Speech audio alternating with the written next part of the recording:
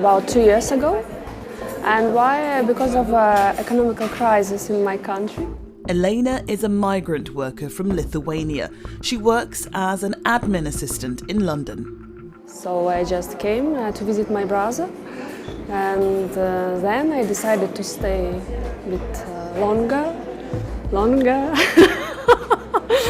So, and I still here. London is a huge city, very mixed, and it's different because in my country only Lithuanian people, so the difference is very, very huge. In 2004, within a year of new member states joining the EU, living and working restrictions on nationals from those countries were lifted. According to the 2011 census, 521,000 Polish-born people now live in Britain, compared to 75,000 back in 2003. For Elena, when she came here, it was daunting. I would like to stay in here. First year was very hard, and because I changed everything, country, language, and it was not so easy to me. But now I feel okay here. To her, immigration isn't a bad thing. But London is very mixed, so it's okay. I think that it's very good. And it's very good when people arriving here, because it's good in general for UK economics, and this is good, not bad.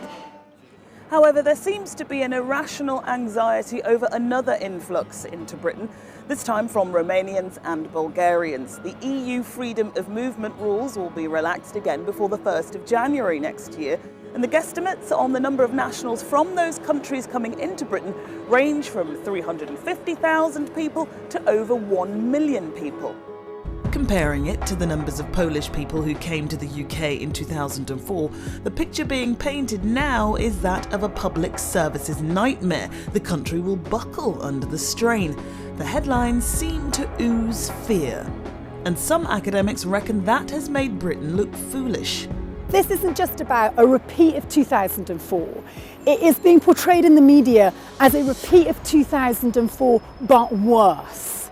Okay, it's almost, if you like, a racial attack on these countries for being inferior, more corrupt, more other, not in the same way connected to us. For instance, with the Poles, we had that connection, the debt, if you like, from the Second World War. We don't feel that kind of responsibility or connection with the Romanians. And I think we've really damaged ourselves on the international stage, us Brits, by playing such a kind of tawdry, cheap game of attacking one of the poorest Eastern European countries and actually misrepresenting that country.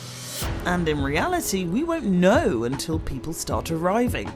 But it's about much more than just figures for academic and historian Tessa Dunlop, who knows Romanian culture well. She's authored a book about her love affair with the country and the Romanian national she eventually married.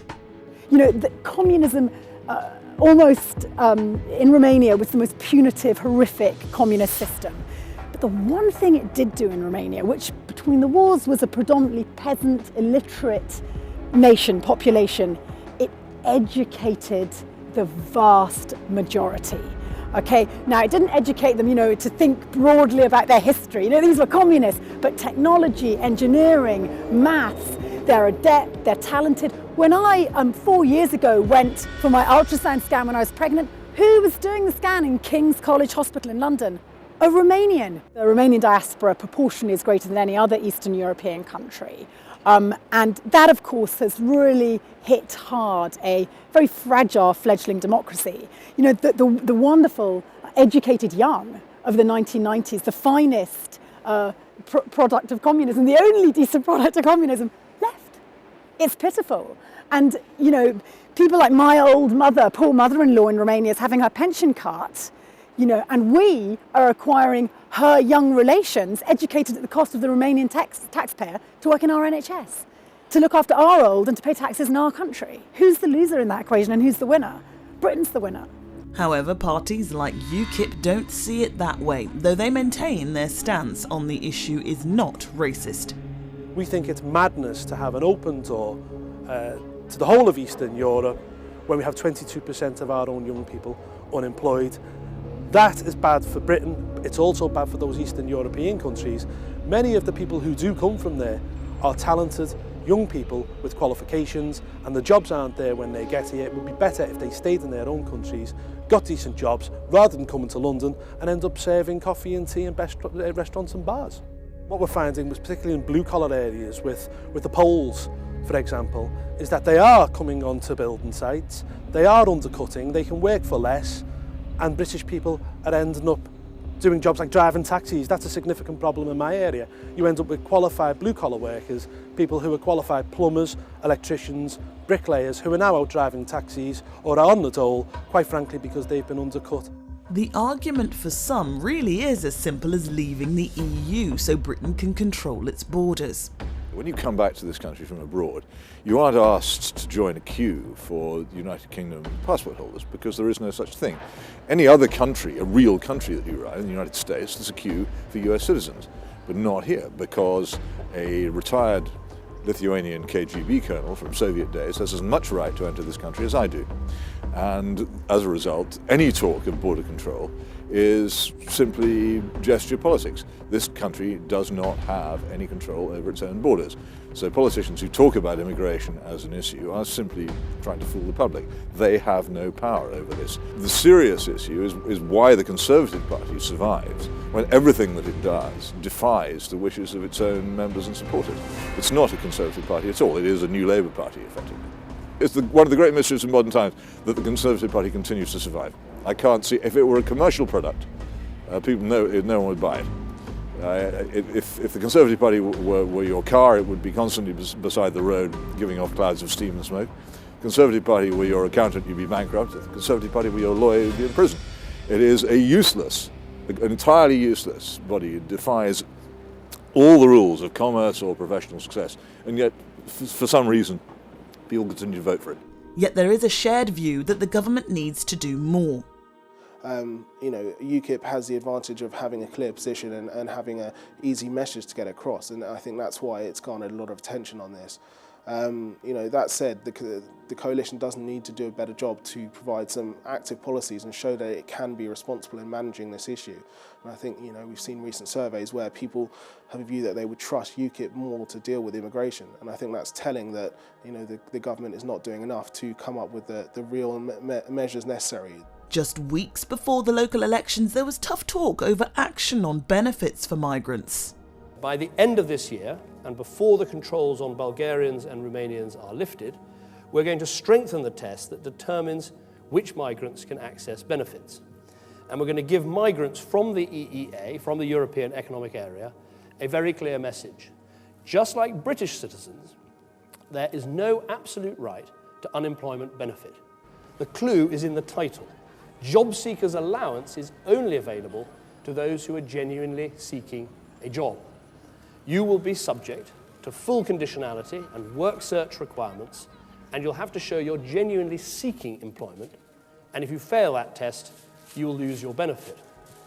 And as a migrant, we're only going to give you 6 months to be a job seeker. After that, benefits will be cut off unless you really can prove not just that you're genuinely seeking employment, but also that you have a genuine chance of getting a job.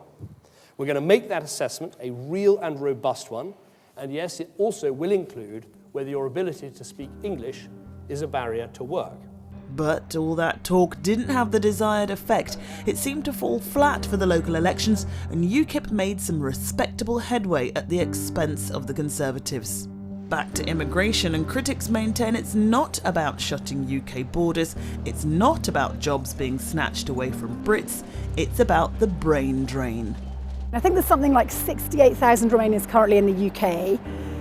A tiny proportion of those will be Roma. The majority are taking jobs that either we're not prepared to do or we don't have the skill base to fill. Otherwise, we would have filled it ourselves. UKIP sort of does the job of the tabloids for them. They sort of self-serving little vicious circle where they take thin end of the wedge statistics and bung them out to sort of frighten the masses, and are very effective in doing so. I'm not necessarily an uncritical supporter of mass migration. For Poland, I think in many respects it did work. I think over 1 million came to Britain. A large number, nearly half, I believe, have now gone back to Poland and invested their experience and money into the Polish economy, which is projected will be one of the great success stories of Europe in the future. Well, if you look at the figures from Migration Watch UK, they say 50,000 Bulgarians and Romanians are likely to come over the next 5 years. That's a city the size of Nottingham. Again, I go back to saying that with 22% of our own young people unemployed, sitting at home, maybe playing on their Xboxes and gaining very little skills or no skills at all, I think it's madness to put more people into the labour market. Despite the perceived pressures, many believe Britain can and will be able to cope well with any new arrivals. There are, however, key differences between Romania and Poland. One is the Polish economy is far further on, it's far more developed. It was less smashed by the communist system, and it's been better at adapting to a democratic capitalist EU environment. Therefore, the pull to return to Romania is less strong, is less appealing than, say, the pull to go back to Poland.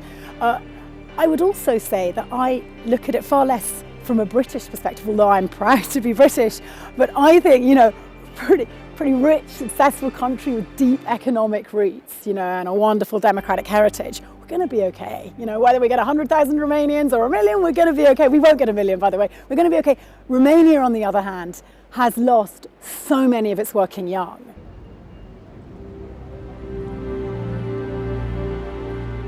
No matter what the actual numbers turn out to be, the immigration debate will continue to rage on in Britain as it has done for decades.